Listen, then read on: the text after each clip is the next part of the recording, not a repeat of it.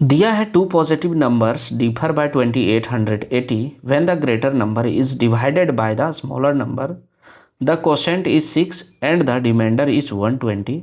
What is the HCF of greater number of the two given numbers and 3916.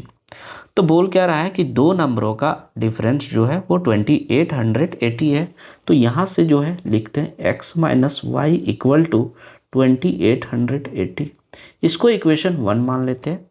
Second बोल रहा है कि when greater number is divided bye, तो greater number x है, इसको अगर y से डिवाइड करते हैं तो बोला है कि क्वोशेंट जो है वो 6 आ रहा है और रिमाइंडर जो है वो बोल रहा है 120। तो इसको हम लोग कैसे लिखते हैं, x equal to 6y plus ये हो गया 120। ये यहाँ से अगर सेपरेट करेंगे तो x minus 6y equal to 120 हो गया। ये इक्वेशन नंबर 2 हो गया। ठीक है, अब यहाँ पे जो है ये लिखें कैसे वो भी आपको बता दे रहे हैं। तो करना क्या होता है यहाँ पे, जैसे कि y क्या हो गया आपका डिवाइजर हो गया और x क्या हो गया डिविडेंड और 6 क्या हो गया कोसेंट और यहाँ से 120 क्या हो गया आपका ये हो गया रिमाइंडर। आपको पता होगा कि डिविडेंड इक्वल टू होता क्या है divisor into quotient plus remainder, ये चीज़ हो जाता है। अब ये जब चीज़ हो जाता है तो यहाँ से वही चीज़ हम सॉल्व किए। तो यहाँ देखिए डिविडेंड x था तो x लिखें इक्वल टू डिवाइजर जो है वो y है और क्वोशेंट जो है वो 6 है प्लस रिमाइंडर है तो ये 120 हो गया। अब इसको सॉल्व करेंगे तो x equal to 6y plus 120। तो उम्मीद है कि आप लोग को ये वाला जो है पार्ट समझ में आ गया होगा। ठीक है, अब आगे जो है इसको करते हैं।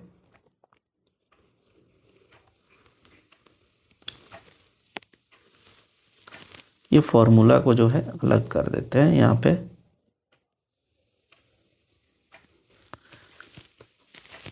अब इतना हो गया। अब ये दोनों इक्वेशन को सॉल्व करते हैं तो x माइनस वाई इक्वल टू 2880 और यहाँ से x minus 6y equal to 120। अब क्या करेंगे, दोनों इक्वेशन को सब्ट्रैक्ट कर देते हैं। तो यहाँ से ये x कट गया, यहाँ से हो गया आपका 5y इक्वल टू ये हो जाएगा आपका 0 और यहाँ हो जाएगा 8 में 1 7 2, इतना हो गया। अब यहाँ से काटेंगे, यहाँ से काटेंगे तो 5 5 25, यहाँ से हो जाएगा 5 5 25 और 5 दूना 10, यानी y का वैल्यू आ गया 552 यानी 552, इतना आ गया। अब हमको चाहिए ग्रेटर, बोला है कि ग्रेटर नंबर का जो है वो और जो यहाँ पे 3916 दिया है उसका एचसीएफ क्या होगा। तो y का वैल्यू तो ये स्मॉलर नंबर है, हमको चाहिए x का वैल्यू।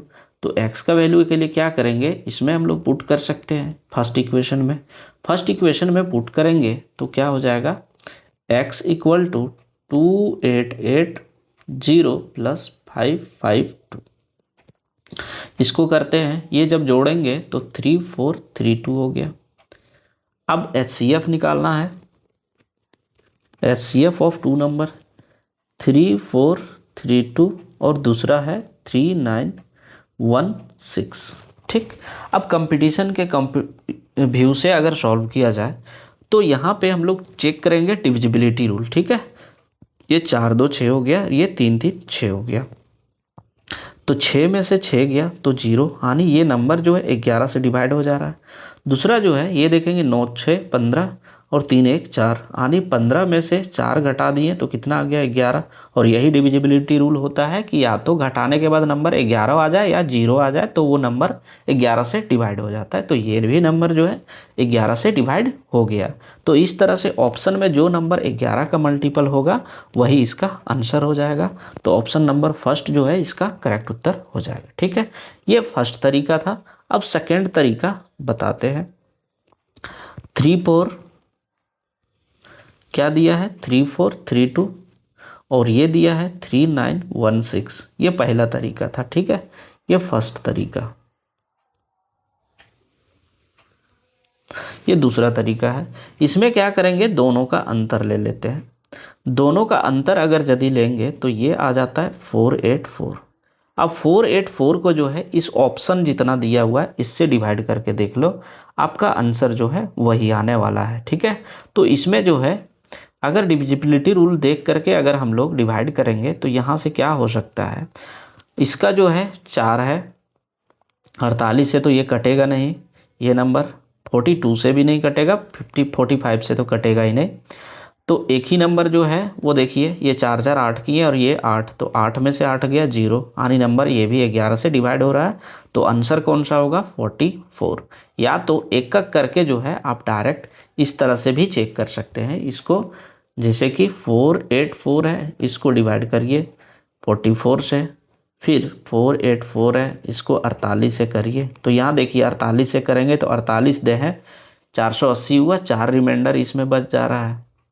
और फिर 42 से भी करेंगे तो 420 होगा, फिर इसमें भी रिमाइंडर बच रहा है 45 यूनिट प्लस 5 है, तो 0 या तो 5 होना चाहिए, तो वो तो है ही नहीं।